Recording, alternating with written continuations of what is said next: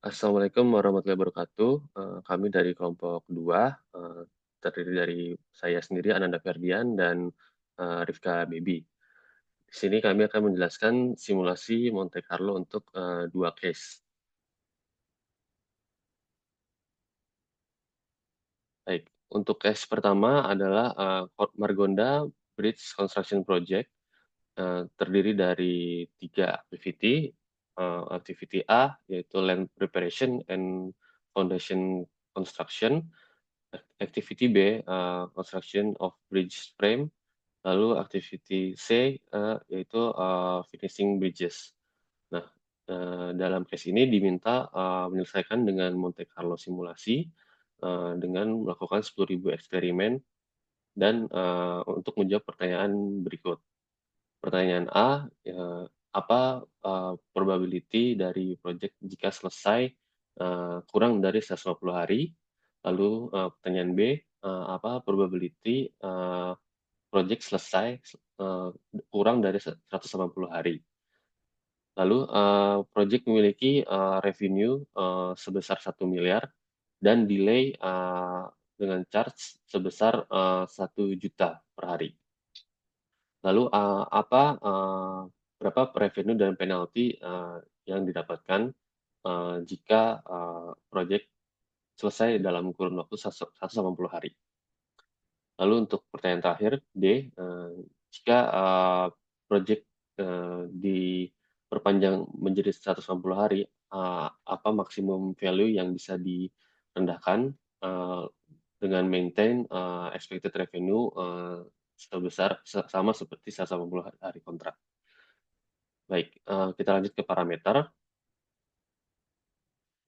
Di sini ada beberapa parameter. Parameter pertama yaitu activity A duration terdiri dari main sebesar 50 dan standar deviasinya 4. Lalu ada activity A delay dengan probability-nya 20%, yaitu 0,2. Dan jika terjadi keterlambatan, delay menambah pendidikan proyek selama 10 hari. Lalu activity B yang memiliki korelasi dengan activity A memiliki koefisien sebesar 0,3. Lalu activity B duration memiliki main 60 dan standar deviasi 5. Terakhir, activity C duration memiliki main 70 dan standar deviasi 7. Oke, kita lanjut ke simulasi. Di sini terdapat beberapa header. Pertama eksperimen, random untuk durasi A, random untuk delay A, lalu ada activity A, yaitu duration ditambah delay probability. Nah, di sini menggunakan distribusi normal dengan parameter yang sudah dijelaskan sebelumnya. Lalu ada parameter B, random B yang memiliki random yang memiliki parameter seperti yang disebutkan pada si parameter. Lalu untuk activity B diselesaikan dengan distribusi normal sesuai dengan parameternya. Lalu activity C menggunakan distribusi normal juga sesuai dengan parameternya. Lalu yang terakhir adalah total duration, yaitu jumlah dari activity A, activity B, dan activity C. Baik, kita coba jalankan simulasinya. Pertama, sebelumnya disebutkan untuk menjalankan 10.000 simulasi, berarti kita harus menarik 10.000 number eksperimen. Baik, kita cek. Di sini sudah 10.000. Kita jalankan randomnya dan rumus-rumus lainnya.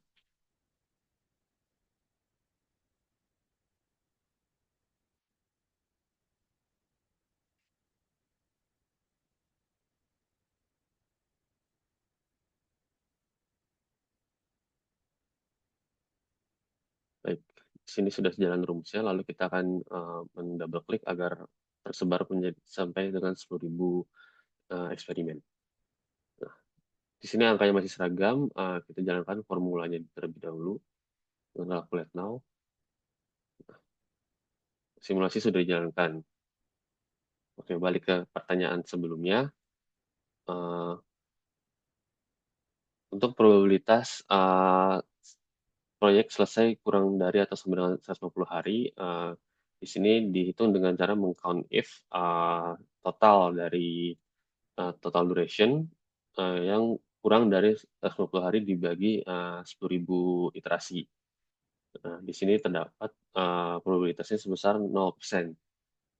Lalu untuk probability proyek selesai kurang dari 180 hari, ini di sini caranya hampir sama, hanya dirubah total waktunya. Di sini mendapatkan 61%. Lalu C, untuk proyek 180 hari dan terdapat delay, di sini delay didapatkan dengan cara meround up dari maksimum dari total duration yang ada. Nah, di sini totalnya adalah 36 hari. Dengan begitu penaltinya sendiri adalah 36 juta dan revenue-nya adalah 964 juta.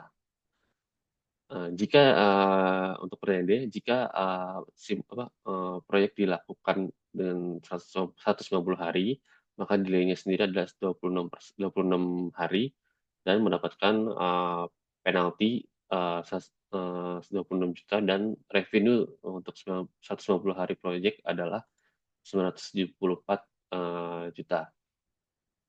Nah, mungkin di sini proyek atau mandor mungkinnya bisa menegosiasi proyek untuk dilebihkan dari 180 hari menjadi 190 hari. Nah, dengan 180 hari, proyek kemungkinan selesai dengan 61% dan revenue-nya hanya mendapat 964 hari. Baik, sekian untuk nomor 1. Bisa dilanjut ke nomor 4 oleh Mbak Rifka. Silakan Mbak Rifka. Baik, untuk masih disable, Mas. Sudah di ini. Sudah di Oke,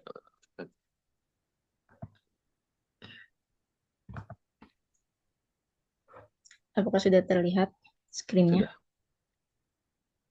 sudah Oke, Mbak. untuk case number 4, saya akan melanjutkannya di case sugar processing plant. Di sugar processing plant ini terdapat 5 proses, yaitu milling, filtration, evaporation, crystallization, dan quality control.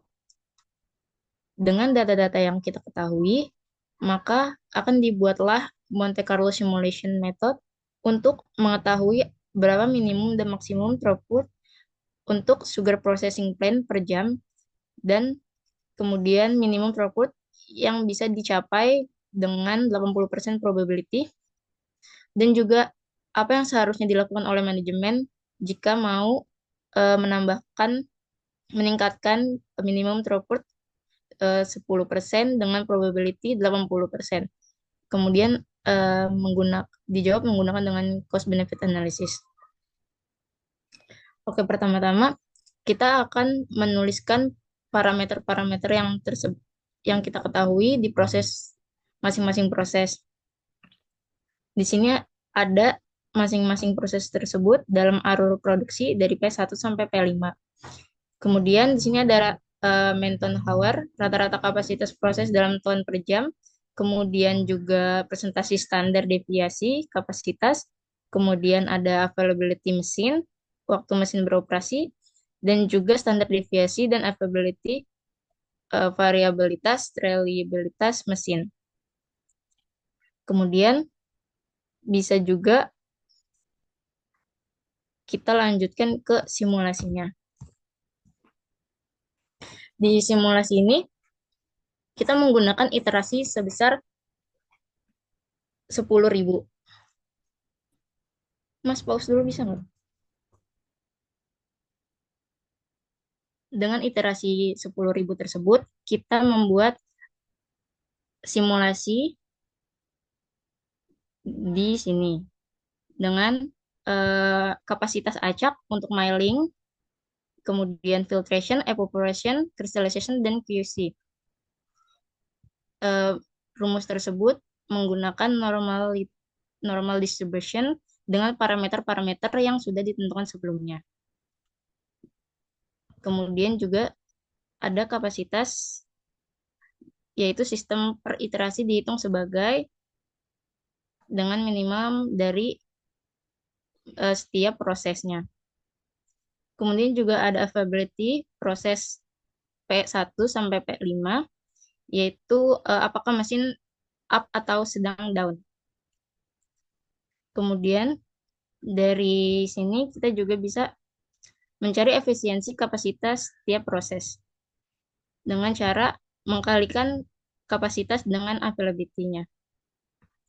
Kemudian dengan itu kita bisa mencari yaitu throughput aktual per jamnya dan harinya dengan rumus tersebut, minimal efektivitasnya. Kemudian dengan itu kita bisa menjawab nomor A, yaitu minimal throughput per hour-nya itu adalah sebesar 0 dan maksimum throughput hour-nya sebesar 24, 14 something 24. Kemudian di jawaban untuk D, yaitu berapa P20 throughput-nya, yaitu sebesar 53,14. Artinya, 80% jam operasi akan lebih dari 53,14 ton per jam itu. Kemudian untuk menjawab C, yaitu untuk meningkatkan nilai 20 persentil throughput sebesar 10% diperlukan intervensi yang mengurangi frekuensi kondisi bottleneck, khususnya meningkatkan availability pada proses yang paling sering menjadi bottleneck. Kemudian dengan data-data yang kita ketahui, kita bisa menentukan mana proses bottleneck, yaitu dari data tersebut kita lihat filtration adalah proses yang paling rendah dibanding proses lain. Ditambah availability filtration hanya 5% yang sering menjadi pembatas. Dengan itu, kita bisa mensimulasi kembali parameter dari P2 itu kita tingkatkan di available min-nya menjadi 0,8. Ketika kita sudah mengganti parameternya, kemudian kita merunning kembali simulasi yang kedua, yaitu dengan iterasi yang sama dan rumus-rumus yang sama, kemudian tapi di filtration itu kita tambahkan juga dari availability yang pertama dan yang kedua, yang akan mempengaruhi throughput-nya. Kemudian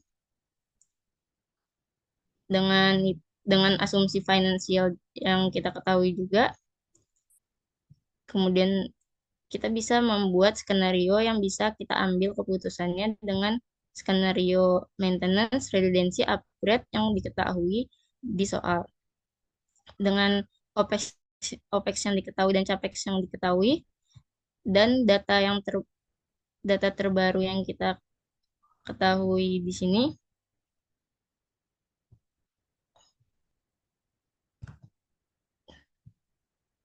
di sini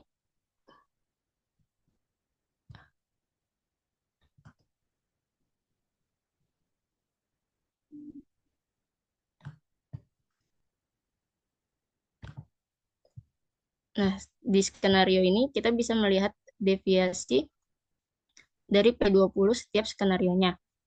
Dengan skenario baru tersebut dan mengurangi skenario yang sebelumnya, didapatkanlah nilai-nilai yang baru ini. Kemudian kita masukkan deviasi tersebut ke dalam skenario ini. Dengan perhitungan ini, kita bisa lihat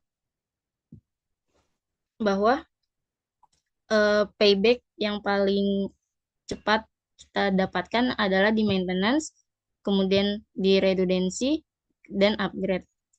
Dengan perhitungan tersebut, kita bisa mendapatkan rekomendasi untuk melaksanakan maintenance dan optimization path replacement-nya.